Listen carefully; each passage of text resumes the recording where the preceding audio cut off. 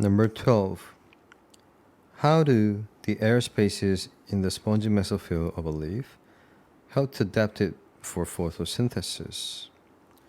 So it's asking about the spongy mesophylls air spaces. So if we just go up to number 4, we can see a diagram of a leaf, or the cross section of the leaf.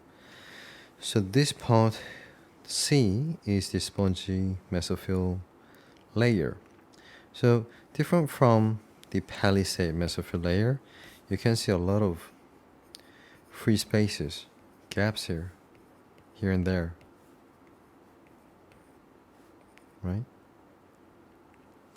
So looks like these air gaps, or you can say air gaps or just gaps,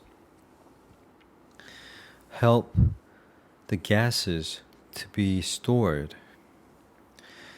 So since plants had to take in carbon dioxide inside,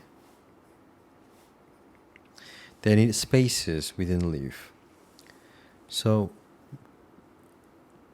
spaces, just like I said, air gaps or air spaces are the spaces where CO2 can just diffuse in.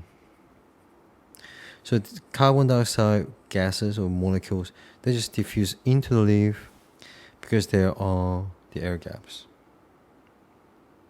Okay, so the answer should be B.